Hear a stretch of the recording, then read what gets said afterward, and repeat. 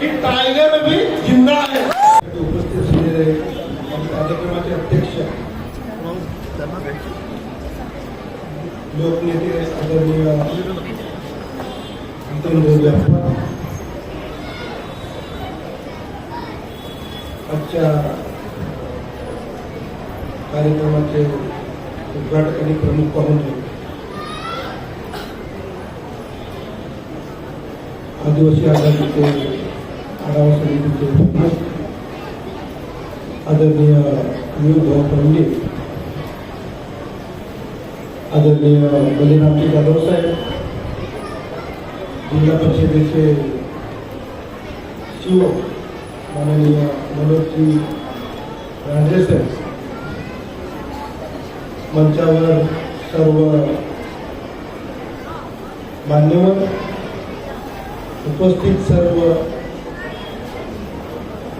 गोपीवर आणि पंचक्रोशीतील ग्रामस्थ आणि माझ्या विद्यार्थी मित्रांनो, खरं तर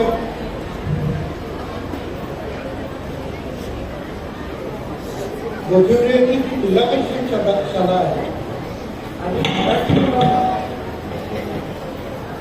मराठी मुलांना किंवा इतर मुलांना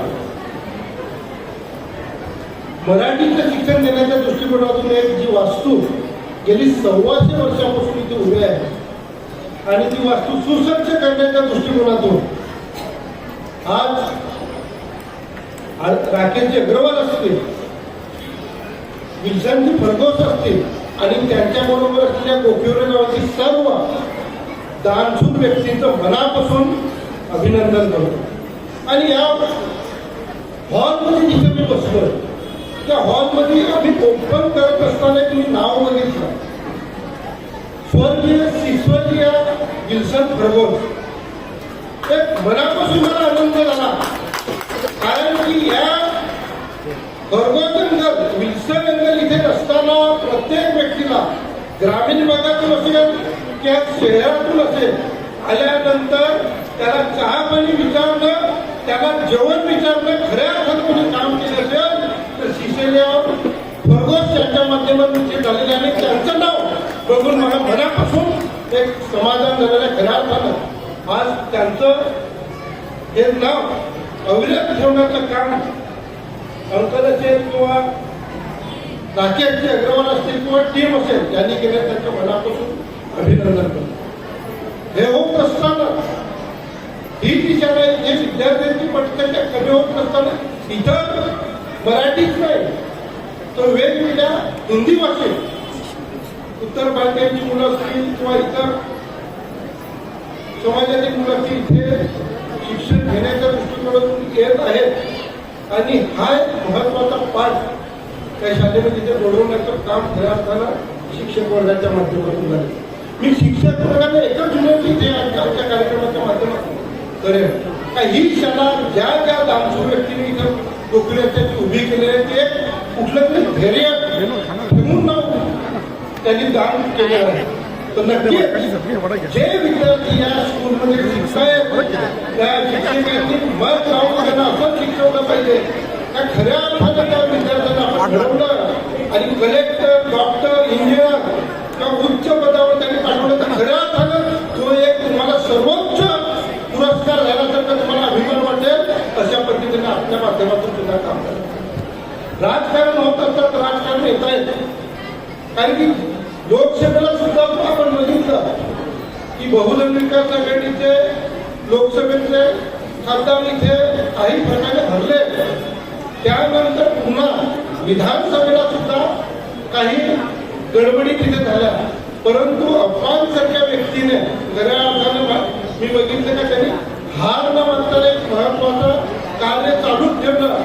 जनसंपर्काचे जनसेवा हे चालूच ठेवलं आणि शेवटला महानगरपालिकेची निवडणूक लागली. त्या निवडणुकीमध्ये जेव्हा रिझल्ट आला आणि रिझल्ट आल्यानंतर बहुजन विकास आघाडीने 71 आणि आम्ही सर्वांनी महायुतीने 44 तेव्हा मी मनापासून मी विचार केला आणि सांगितलं की टायगर भी जिंदा आहे.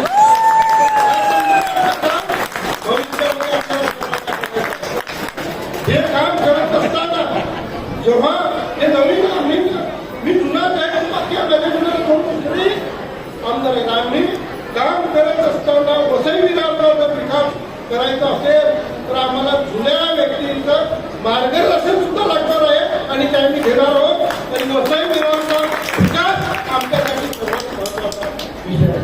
मग अप्पांकडून असेल भाऊंकडून असेल ज्या ज्या व्यक्तींकडून आम्हाला मार्गदर्शन घ्यायचं त्यांच्याकडून घ्यायचं बाकी आजची वास्तू जी उभी केली ते खऱ्या अर्थानं प्रत्येक लहान मनापासून अभिनंदन करतो आणि शिक्षकांना एकाच सांगतो की या शाळेतले विद्यार्थी चांगल्या पद्धतीने घडवा असं आपल्याला विनंती करतो आणि सर्वांना पुन्हा एकदा गुढीपाडव्याच्या शुभेच्छा देतो. मी तर म्हणतो की मराठीचा खरा सन्मान आपण त्या माध्यमातून या जिल्हा परिषद केलेला आहे. कारण जिल्हा परिषद शाळेचं जे भूमिपूजन सुद्धा नवीन उद्घाटन जे ठेवण्यात ते सुद्धा गुढीपाडव्याच्या दिवशी ठेवलेलं आहे. त्यामध्ये खऱ्या अर्थानं आपण मराठीचा सन्मान केलेला आहे. त्याबद्दल गोखले असल्याचं पुन्हा मनापासून आभार व्यक्त करतो आणि माझं मनोगत इथे थांबवतो. जय हिंद, जय महाराष्ट्र.